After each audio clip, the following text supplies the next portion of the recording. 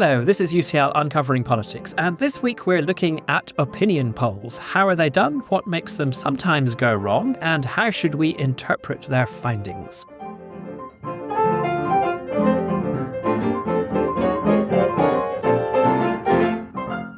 Hello, my name is Alan Rennick, and welcome to UCL Uncovering Politics, the podcast of the School of Public Policy and Department of Political Science at University College London. 2024 is famously the year of elections. As I speak, we are here in the UK deep in a general election campaign, and one of the ever-present features of the modern election is opinion polling. Few of us who take an interest in polling could deny being fascinated by the latest ups and downs in the numbers, and yet polls are also controversial. Sometimes they're accused of getting it wrong, perhaps most famously in recent years in the Brexit referendum and the US presidential election of 2016. And many aspects of polling methodology spark debate among experts, including sampling techniques, approaches to gauging who's likely to vote, and ways of dealing with people who say they haven't yet made up their minds. Recent elections have also seen an innovation called MRP polls, which produce estimates down to the level of individual constituencies. These rocketed to fame in the 2017 UK election when used for the first time. They produced remarkably accurate estimates ahead of election day. Yet different MRPs in the current UK election are generating enormously different predictions. One of them, for example, has the Conservatives winning 140 seats, while another puts them down on just 66. So, what should we make of the polls, and how can we best interpret all the numbers to understand what's really going on? Well, there is no better source of advice on all of that than our very own head of department here in the UCL Department of Political Science, Ben Lauderdale. Ben is Professor of Political Science, former Senior Data Science Advisor to the polling firm YouGov, original brain behind the development of MRP methods, and general polling guru. So, Ben, welcome to UCL Uncovering Politics. Great to have you on the show at this time. And let's start with the big picture here on opinion polls. What are opinion polls actually trying to find out, and how do they go about doing so? So opinion polls most directly seek to answer the question, if we asked everyone in the electorate the same question, what would the distribution of answers be? Now, that's not quite what most people are looking for when they go and look at a poll. They want to know, well, how is this election going to turn out, or something of that sort.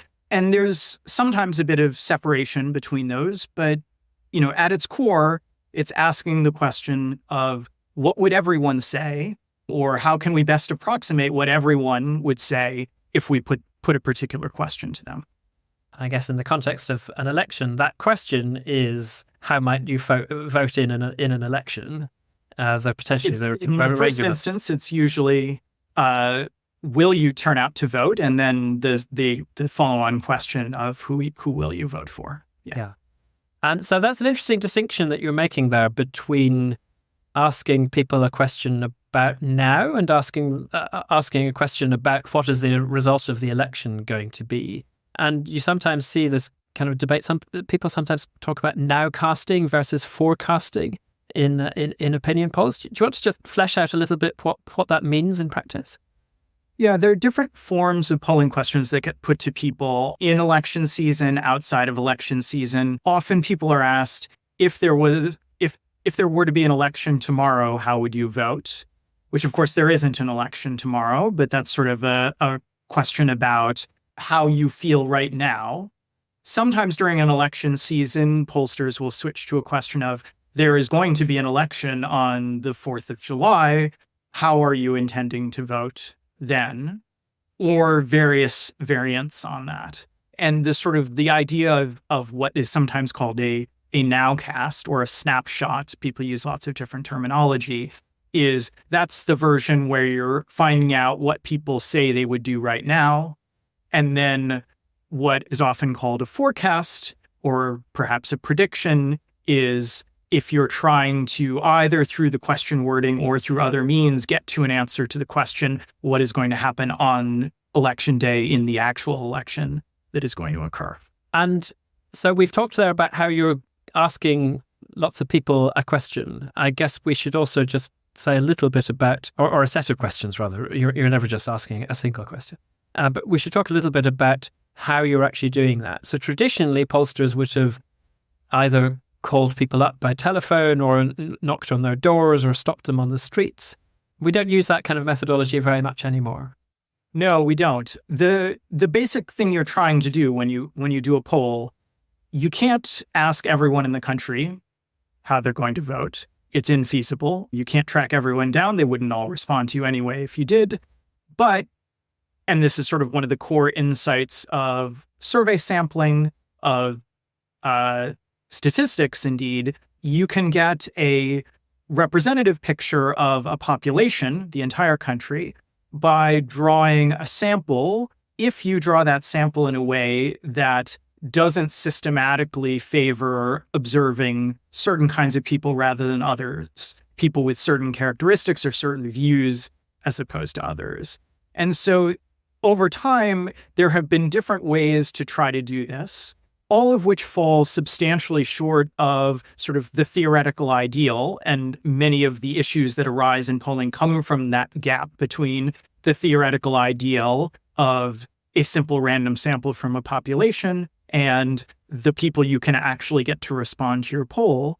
Historically, the easiest way to do this would have been to go and find people and ask them questions in person. At their homes is an attractive way of doing that because you can sort of pick places to go in a relatively random way. You sort of know where all the addresses are in a country. They still may not respond to you when you knock on their door, but that's sort of, in some sense, the oldest technology. There was a heyday of telephone polling that occurred between the point when enough people owned telephones that you weren't sort of systematically missing people who were less well off, who couldn't afford telephones, at least early in the history of the technology, and the period where everyone stopped answering their telephones because too many people were calling them, doing telemarketing and polling and other things like that. So polling by telephone was a very attractive approach, through sort of the 1960s, 70s, 80s, 90s. But there's been a sort of precipitous decline in the rate at which people answer the phone calls from pollsters. And it's become very challenging to do telephone polling over the last couple of decades. So that brings us to the most common technology at this point, which is some kind of online polling. And here the challenge is really figuring out how you get that representative sample. Early on in online polling, people were very worried that you would miss out on older people, on people who are less educated, who might not be as online. At this point, most people have some kind of online presence, but your ability to contact them is widely varying, and sort of the mechanisms for generating a random or sort of as good as random sample are much more challenging online than they were either for address-based in-person sampling or for random digit dialing or other approaches to doing telephone sampling. Great, that's really helpful, thank you. And we'll dive into the details of just how you go about doing that in just a moment. But before we do that, it might be useful just to have a general sense of what's the record of polling, modern polling? How accurate typically do we find polling to be? There have been some studies that have looked sort of across many countries, across many election cycles, at the sort of magnitude of the errors that get made in polling. And comparing across countries is difficult because electoral systems differ. In some countries, you have two parties with large vote shares. In some countries, you have 9 parties with relatively small vote shares. In some countries, they shift from one type to the other. The record is stable, which is in some ways I think is surprising, despite the changing technology of polling from face-to-face surveys to phone surveys to online surveys. There isn't really much evidence of us getting either better or worse in terms of electoral polling at producing polling estimates near the election that match the election result. That said, polls are not super precise. And, it's a little difficult to give a sort of very general figure. I guess, if you see a poll suggest that a party is going to win an election or exceed the vote share of another party by 1 or 2 or 3% or 4%, you should hold open in your mind the possibility that the party that the poll says is behind will actually end up ahead. It would be pretty unusual in most polling if you saw a 10-point gap reversed, and fairly unusual for anything in the high single digits. So, as one is taking these things in, you should reasonably expect that gaps in the low single digits really could reverse, could just be wrong, could come out the other way, not because people have changed their views in the time from the poll to the election, but simply because the poll didn't quite have an accurate picture. Yeah, so the level of accuracy that we can expect is not kind of 100%, but there's a sort of range within which the polls are suggesting the result is very likely to lie. And so I said at the start there that the Brexit referendum in 2016 and the US presidential election in the same year are often talked about as examples when the polls got it wrong. I mean, it sounds from what you've just said as though actually that's a bit unfair on the polls, that these were just very, very tight election results. Yes, I think most polls of both the Brexit referendum and of the 2016 US presidential election suggested that they were close, that they would be within a few percentage points. And it is the case that sort of most of those polls suggested they would be a few percentage points in the direction that they did not turn out to be. And in one sense, that's a miss. And I think often polling misses get interpreted in this very binary way. But the sort of the misses that actually suggest something went seriously wrong or very seriously wrong are the ones where the numerical difference is large. So there are a number of examples from UK history. There have been significant polling misses in a number of election cycles. Most recently, the 2015 election cycle, where really all of the UK pollsters suggested an election where Labour and the Conservatives would come in on almost the same vote share, and the Conservatives won by 6 or 7%. And that's sort of in that, high single digit miss area of that's something seems like it went a bit wrong there. And I was one of the members of a sort of group commission to look at the sources of polling errors in that election cycle, which, there were a number of things going on, but ultimately the core thing we came back to is it is really hard to get a representative sample of voters using any of the techniques that are currently available to pollsters. And sometimes that matters because of the ways that the sample is unrepresentative, and sometimes it doesn't. Sometimes it works out just fine because it doesn't happen to mean that you missed a bunch of people who were voting a particular way and got too many of people who were voting a different way. So I guess in some senses, it sounds a bit obvious that the answer to the question of why were the polls wrong is the number of people you had offering different answers was wrong. That sounds like, well, that's basically saying the same thing again. But I guess that's getting at the fact that actually there are a number of different elements of the election outcome that a poll is attempting to predict or whatever it is that it's trying to do. And that's one of them. But actually, there are several elements that we ought to just work our way through quite carefully here. Do you want to just give us a sense of what are the different elements that matter here? And then maybe we should focus on particular ones. Yeah. So, I tend to think there are 3 problems that you have to solve if you're thinking about polling an election. You need a picture of who is out there in the electorate. You need a picture of who will turn out. And then you need a picture of how those people who turn out will vote. And each of those presents sort of distinctive challenges. In terms of who is out there in the electorate, in some sense, this seems like it ought to be the easiest one. People register to vote. There's sort of publicly available data on the electorate, although not at very low individual level, certainly not in the UK in the way that there is in the US, where voter registry data is more publicly available. But even there are a number of examples I can give of this, but to take one that's relevant in the current cycle, the electorate for this election coming up is not exactly the same as the electorate for the most recent election in 2019. This is sort of the first full or near full electoral cycle since 2010 to 2015. And it means that, roughly speaking, about 7.5% of the electorate is new since the last election. There's everyone who's now 18 to 22 and a half could not vote last time. And there's sort of comparable numbers of older voters from 2019 who are no longer with us. So 7.5% turnover in the electorate is not massive.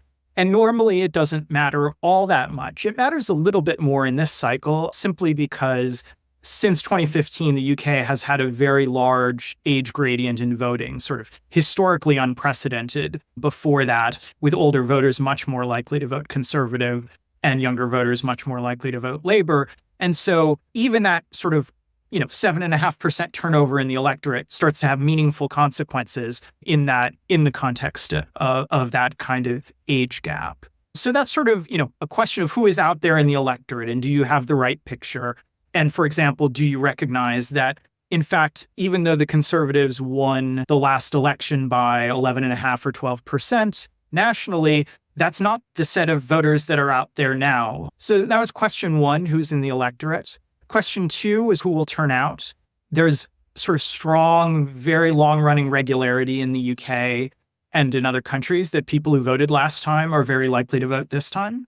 People who did not vote last time are relatively unlikely to vote this time. There's what we might call serial correlation in voting.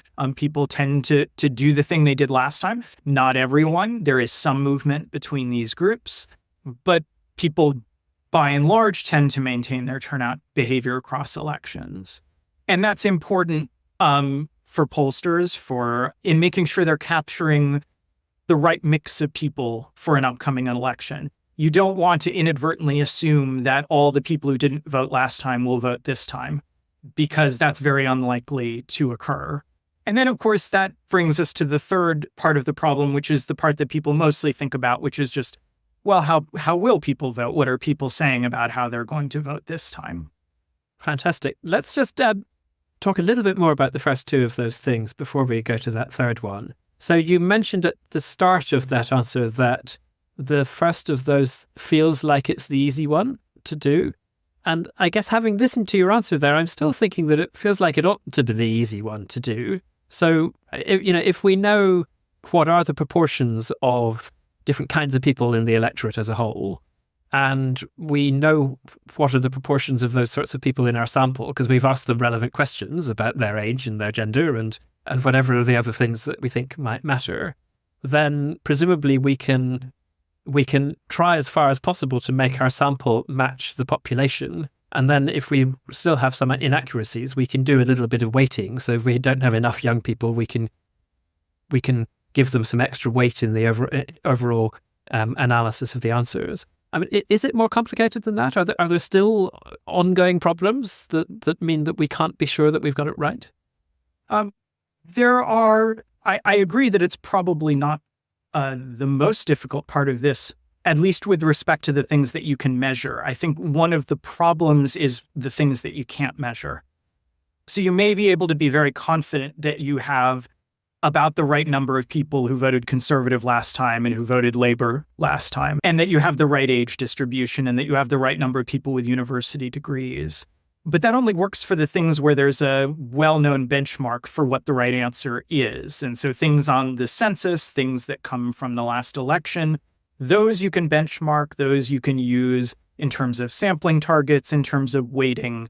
You can be reasonably confident you haven't gotten those things too far wrong.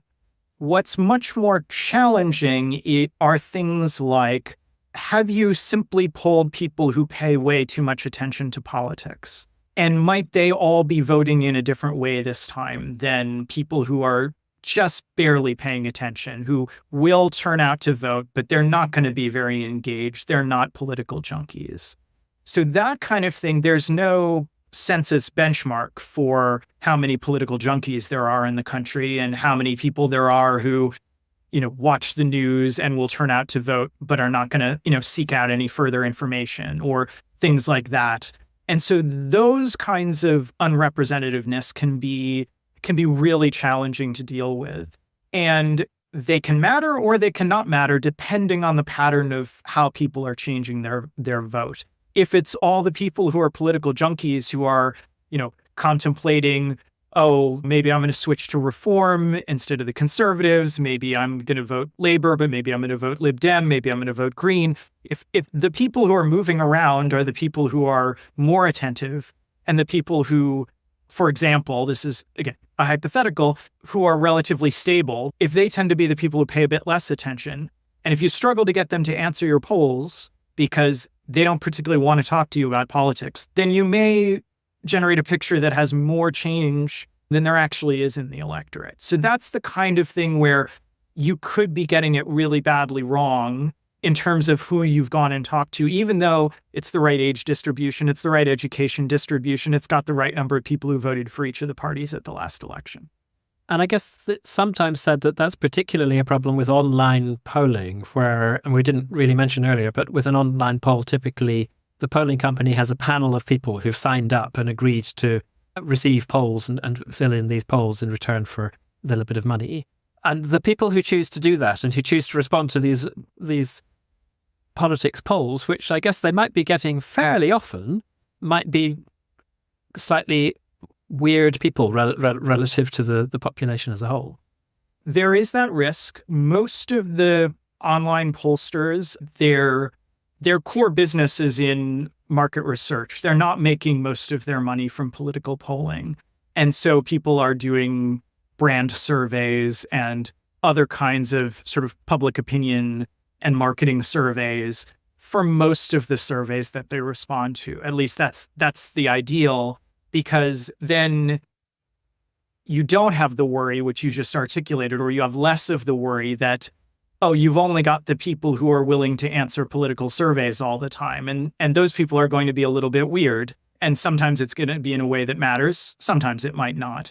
So one of the things that most of the firms that do polling are aiming to do is make sure that they are maintaining a panel that is representative, not just in the sort of demographic ways, but ideally also in terms of interest and engagement with politics and other things, because what they would like to be able to do is capture that sort of something closer to the representative sample of the population as a whole, which does include a lot of people who don't want to be answering political surveys all the time. The hope is they might be willing to answer one now and again so that you can get a sense of how they're thinking about things. Okay, that's really clear. Thank you. Let's go on to the second of your three big things, which was turnout and trying to get a sense of who's likely to turn out in the election.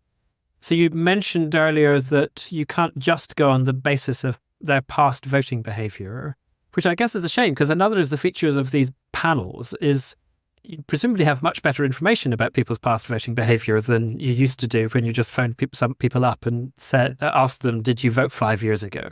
Because with a panel, you actually know how they answered that question 5 years ago. So you have much better information. But you can't just rely on that information. So what are the pollsters doing in order to try to get at that? Well, this is really hard because it's not even clear you can trust the answers that people give to the question, did you vote in the election that was held last week? Because this is an example of what people typically call social desirability bias. It is more desirable in most social contexts to say that you turned out and voted than to say that, no, you didn't bother to do your civic duty or to contribute to this collective decision.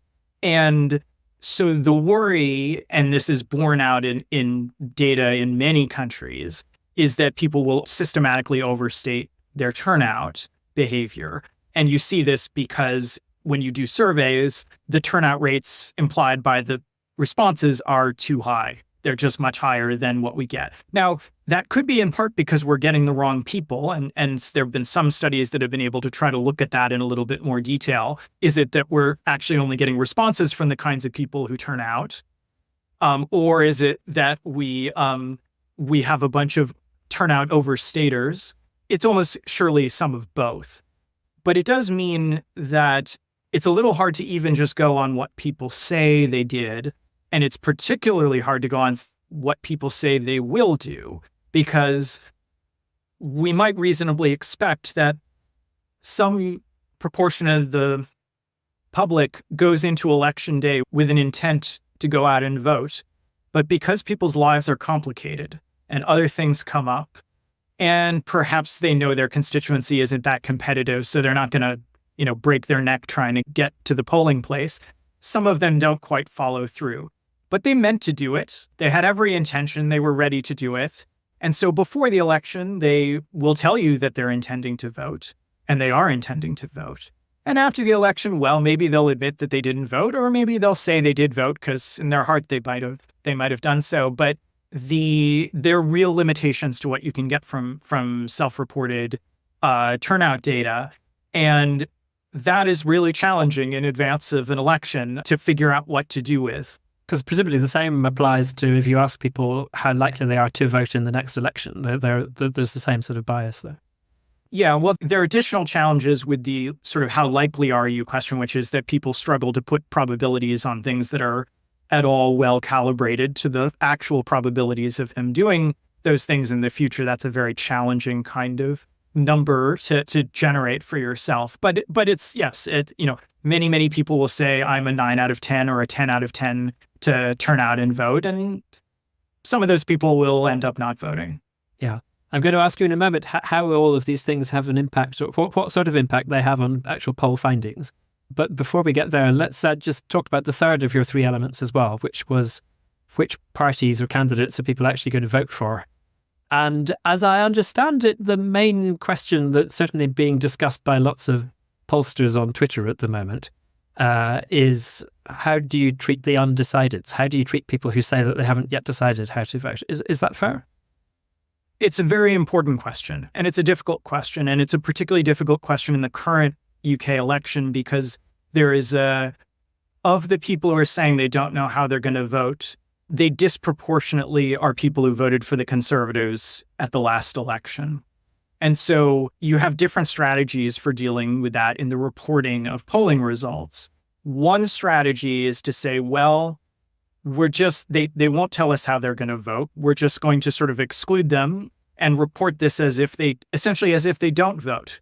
And the effect of doing that is to sort of change the composition of the electorate that you're predicting for this upcoming election, or that you're capturing in your nowcast, if you prefer that language, away from people who voted Conservative at the last election. And that can have the effect of in the current context in the UK, making the Conservatives' declines look larger than if you made a different choice, which might be to say, okay, this set of people who voted Conservative last time are not sure how they're going to vote. Maybe we should just assume they will behave on average in the same way as the people who voted Conservative last time who are saying how they'll vote. So many of those are voting Conservative. Some are say they're going to vote Reform. Some are switching to Labour. And so that sort of strategy of what's called imputation, has some other names as well, can be used as well. And the advantage of that is that it means you're not assuming that all those people who voted Conservative at the last election and who say they're going to vote but don't know how, you're not assuming they won't vote, which isn't what they're telling you after all. You're instead assuming they will vote in similar ways to other people who do express a vote intention. The downside of that is that's a big assumption. You don't know that they're going to break across parties in the same way as those other people. They're giving a different answer now. It's not at all clear that they will sort of divide themselves up in the same way as the people who have already figured out how they will vote. It's really a question of sort of which of those ends up being a worse guess about how they will dispose themselves as the election wears on. And this is where that tension between, is this a nowcast? Is this a forecast? Is this about what would happen today? Is this about what would happen in the future? Becomes a little more important, because you can be reasonably confident that most of those people will ultimately vote. And so if you think you're making a statement about election day, you probably need to think seriously about, well, how many of those people are ultimately going to vote Conservative, vote Reform, vote Labour? What kind of argument or evidence in the data can we use to make a estimate of that. Whereas if you're saying, here's just what people are saying now, then you can say, well, don't know is a thing that people are saying now, and this percentage of people are saying don't know right now. And then you can leave that as a snapshot of where people are currently. Yeah, so there's lots of debate going on about this at the moment. And I mean, I guess, so it sounds like what we can say is those pollsters that are simply excluding don't knows are probably overstating the size of the Labour lead, because don't knows disproportionately voted Tory last time round. Those pollsters that are doing some form of imputation are probably not doing that, but just where they might be relative to some notion of truth is very, very difficult to gauge. That's a summary I would support, yes. So, looking across all of these various aspects of the polls and all the difficulties that the pollsters have in trying to produce the numbers, whether they are nowcasts, forecasts, whatever they are, what should we make of the polls? How accurate should we think these are? How much should we place our trust in them? I think given the current moment in the electoral cycle, we're 3.5 weeks away from the election, I think we shouldn't take the current polls as a very precise prediction of what will happen on election day in this cycle. And that's partly because of what those polls actually say when you look at them. There's 3 big things that are contributing to what is a massive movement of sort of support from what we saw in the 2019 election. So in the 2019 election, the Conservatives won by about 12%. Right now, most of the polls have Labour by 20, 25 even, sort of very, very large leads. And there's sort of 3 big things going on there, and then there are lots of small things. One of the big things is direct movement from people who voted Conservative last time saying they will vote Labour this time. That number is often not very large in a UK general election, but it's relatively large this time. That said, when I did a sort of quick back of the envelope calculation on how many people were actually making that switch, it really was only enough to get you from the Conservative 12-point lead at the last election to rough parity between the two parties. That's only a limited part of the story. It's substantial, but it's not getting you to Labour by 20. The other 2 things are what get you to Labour by 20, which are movement to and from third parties, and this is particularly from Conservative to Reform. So people who are currently saying they will vote for the Reform Party, who voted for the Conservative Party in 2019, and people moving from Conservative to this don't know category. And the thing that I think we simply don't know, even just 3 weeks from the election, or 3 weeks and a couple of days from the election, is how sticky those movements are going to be. Now, I've already suggested we should really worry about the Conservative to don't know one, because don't know is not a statement of won't vote. That's usually in there in polls as well. And there aren't that many people who say they voted Conservative last time and this time they won't vote. They tend to say they don't know. Some of those may turn into non-voters, but many of them will vote in the end. The question is who they vote for. The Conservative to Reform movement is the other really big question mark. And events since the campaign began have, I think, done very little to clarify exactly how much we should expect that movement to stick around. The thing you would typically expect in an election is that people will, over the final weeks of the election, coalesce, relatively speaking, around the parties that are competitive in the places where they vote. And so particularly where you have seats that are likely to be close, that people are going to tend to move away from the parties that are going to be 3rd and 4th and 5th place in that constituency towards their preferred of the 2 parties that are likely to be competitive. I think given the uncertainties around what is going on with the national picture and at the constituency level, that kind of coordination is going to be a little bit trickier in this election. And the longer that the Reform Party sort of maintains a polling level that is substantial or that is even close to where the Conservatives are, the harder the less clear it becomes for voters that the sensible thing for them to do as someone who supports either the Conservatives or the Reform Party over Labour, how should they vote in their constituency, will remain unclear for longer if those two parties sort of look on similar levels nationally. And this is where sort of looking at predictions about constituencies can become relevant. Yeah, so that's exactly where I was going to go next. And that's really the kind of final bit of the polling jigsaw that we need to put together here. So we've been talking so far essentially about polls that are seeking to understand the national vote shares of the different political parties.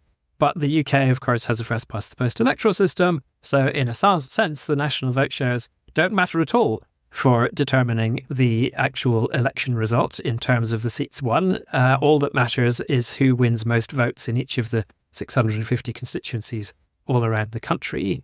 And so there are various methods that are used for trying to work out what are the seat results likely to be. And I suppose the traditional method was simply to take the national vote shares as found in the opinion polls to see how those compare with the vote shares at the last election and how much change there has been, and therefore just to apply those changes to each individual constituency and see if the votes shifted by that much in this constituency and then the next constituency and then the next one, what would the results be in all of those constituencies? Is that a reliable method? So what you're describing has usually been called uniform national swing. And it was a method that worked really well when you had the Conservative and the Labour Party collectively winning 80+% of the vote, being the top two parties in the vast, vast majority of constituencies across the UK. And most of the action being, Labour are gaining 3 on average, the Conservatives are down 3 on average. What are the implications of that? And it indeed seemed to be the case that looking across the UK in the 1950s, 60s, 70s, 80s, that when you saw, that kind of shift, it tended to apply relatively uniformly across the entire country. And so if you wanted to get a sense of how many seats would switch across and which seats would be most at risk, you would just look at the result from last time, add 3 to Labour, subtract 3 from the Conservatives, and see what you got. And that would be a pretty good prediction for the seat. And the number of seats that caused to switch from, the Conservative column to the Labour column would be a very good prediction of the number of seats that would actually change if the election result matched that nationally. Uniform national swing is a very sensible place to start for making a seat projection on the basis of a national polling estimate, but it's become, I think, a bit less predictive over time for several reasons. So one reason is simply that the more you have parties with significant regional strength, the less well it's going to work. To take the obvious example, which is one that's easy to fix, you wouldn't want to apply uniform national swing across the entire UK to the Scottish National Party. It's sort of obvious that when the Scottish National Party gains, it only does so in the constituencies in Scotland, and its gains and losses are concentrated in a limited set of constituencies, and you need to take that into account. Now, it's easy enough to just do a separate calculation for Scotland than for the rest of the country, and then maybe for Wales, then for England, and so forth. So you can fix that, but that basic problem applies in other situations as well. So when you think about parties like the Liberal Democrats or UKIP and then the Brexit Party and now Reform, they have concentrated areas of support. And there are areas of the country where people will look at the local context and say, yeah, I might prefer the Lib Dems, but this is not a place where it makes sense to vote for the Lib Dems. And so even if the Lib Dems are on the ups overall, the people in, a close conservative Labour marginal may not choose to vote Lib Dem. if a party like that is collapsing in their support, they can only sort of lose the support they have. So when UKIP went away after having a very strong result in the 2015 election, they could only lose the vote they had in 2015. So in a constituency where they had 20% of the vote in 2015, that vote was likely to go somewhere. In other constituencies, they had 1% of the vote, and so that was all they could lose. So when you have parties with this more concentrated support, and particularly if that concentrated support is likely to break asymmetrically to other parties or come asymmetrically from other parties, then it is useful to have some kind of approach which captures that sort of thinks, okay, there were a bunch of people who voted for a particular party at the last election. It would be nice to have a sense of how they're going to divide themselves this time. Maybe they're voting for that same party again, but maybe some of them are going to switch to other parties. But it's going to matter how many of them there were there last time to how the swings in a given constituency look this time. Yeah.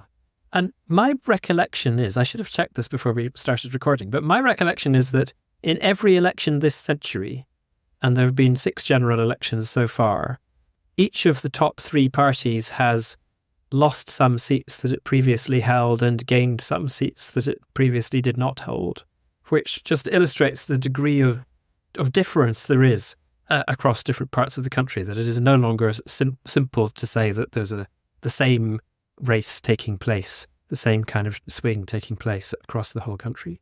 Okay, so assuming uniform national swing is problematic these days, a second approach that can be taken to understanding the constituency level is actually to do constituency level polling, where you're trying to do a poll in each individual constituency and get the result of that constituency. It's very costly for one thing, and it's also, I mean, you've talked about how hard it is to do nationwide polling. I guess it's doubly, triply hard to do an accurate poll within an individual constituency as well. Yeah, it is very difficult. Part of the reason it's difficult is that UK parliamentary constituencies are not actually that large. There aren't actually that many people in the electorate. And if you can't get a response rate to your poll of more than 1%, you actually can't even get a decent sample size within the electorate that exists. So yeah, they're actually just very difficult to do. They're expensive. And then you have an answer to what might happen in this one constituency. And unless you are the candidate there, that's probably not the question you were interested in. Yeah.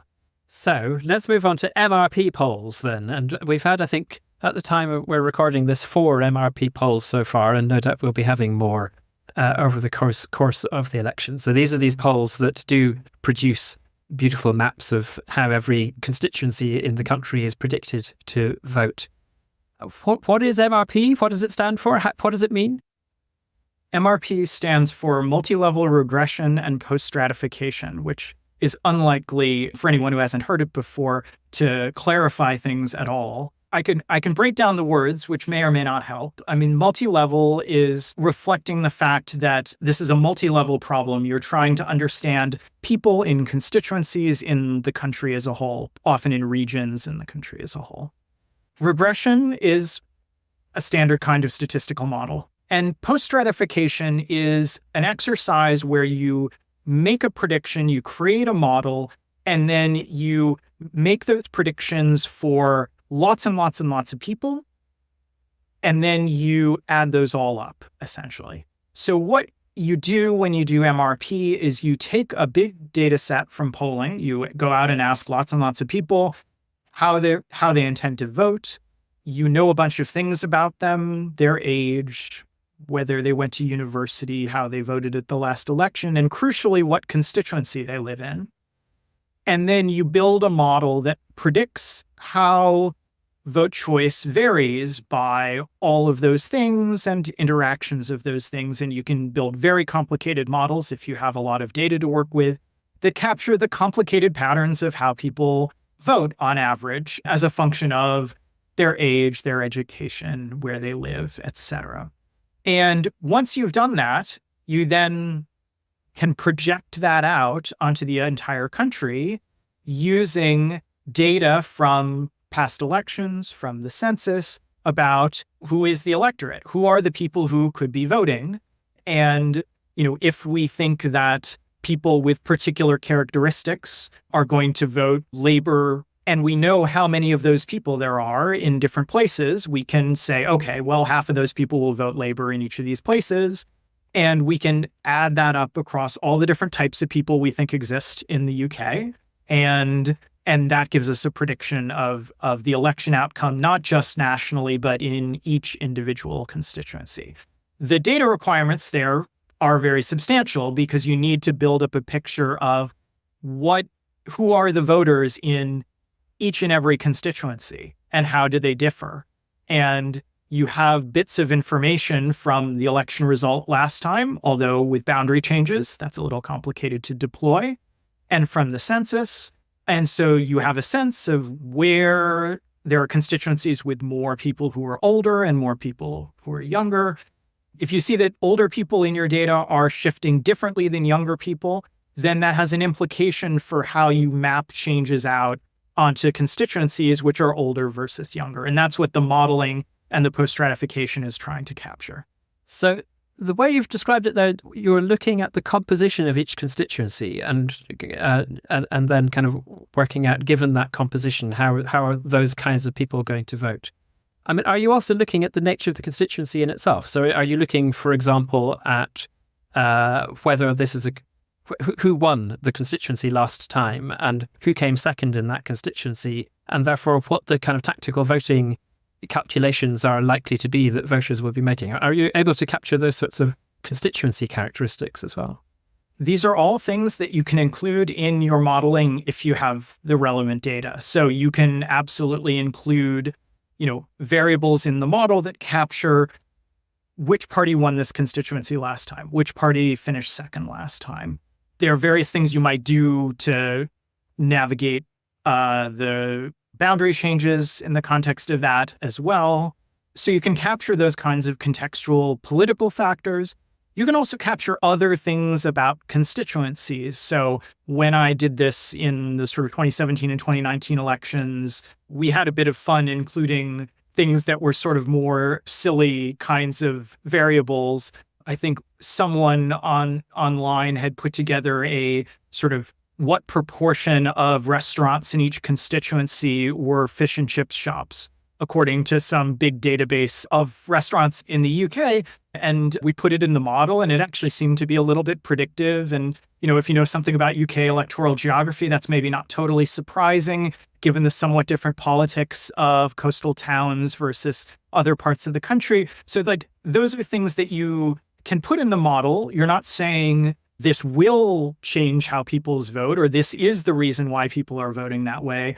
But what you're allowing for is the possibility that when you look across constituencies, the places with more fish and chip shops might be behaving a little bit differently this election than the places with fewer. It's sort of it enables the data to reveal a pattern if there is one there, but if there isn't, then you just it makes no difference.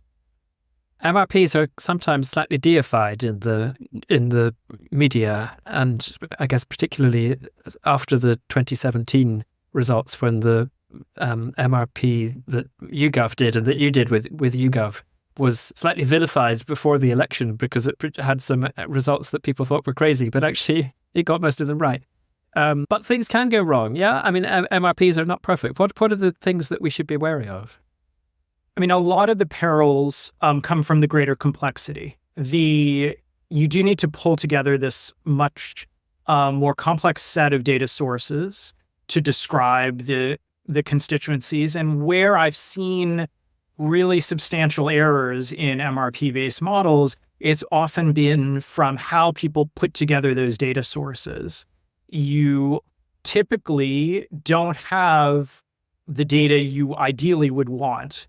You don't know how many 18 to 24-year-olds there were who voted, Labor at the last election, who have university degrees, et cetera, et cetera. You have to sort of put those together from other sources of information. And it is possible to get it wrong. And so some of the errors that I've seen made have been of that type.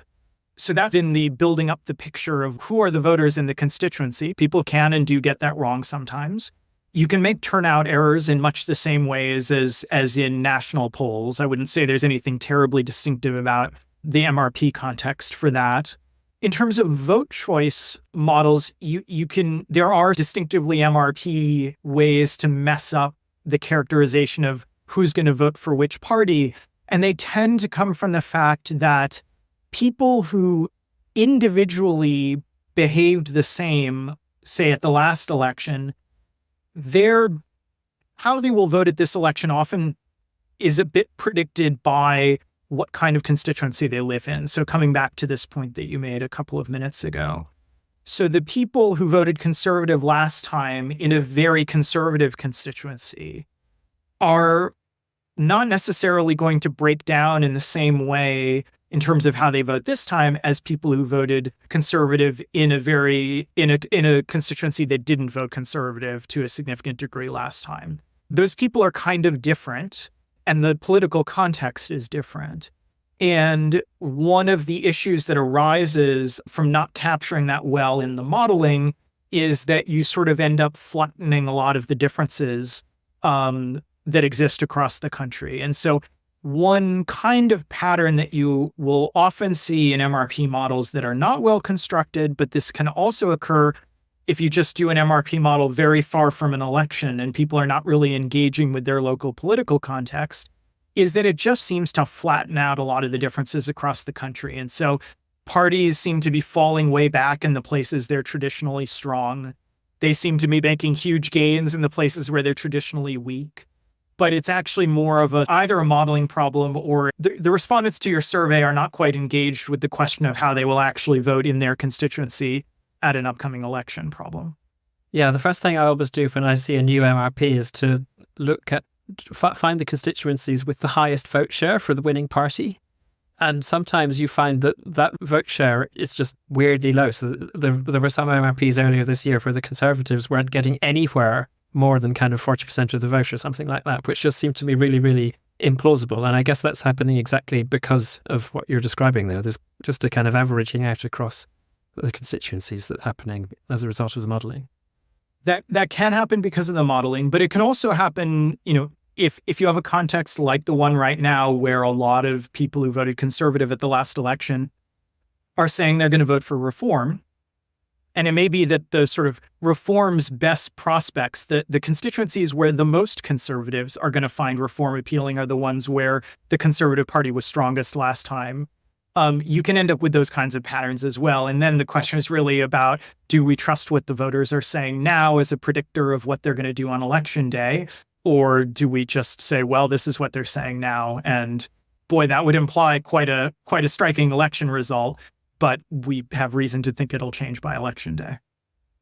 Well, Ben, I could happily talk about this all day, but we have talked for a long time already, and I think we should probably wrap it up there. But I have learned an enormous amount over the past hour, and I hope you have too. So thank you for that brainstormer on all sorts of different aspects of polling. Ben has written many articles on the science of polling, public opinion. We'll be putting a link in the show notes to this episode where you can find full information on all of that. Next week, we will be asking another question that's very relevant in election time. Can politicians pursue ambitious climate action without losing out at the ballot box? Remember to make sure you don't miss out on that or other future episodes of UCL Uncovering Politics. All you need to do is subscribe. You could do so on Apple, Google Podcasts, or whatever podcast provider you use. I'm Alan Rennick. This episode was produced by Alice Hart and Eleanor Kingwell-Banham. Our theme music is written and performed by John Mann. This has been UCL Uncovering Politics. Thank you for listening.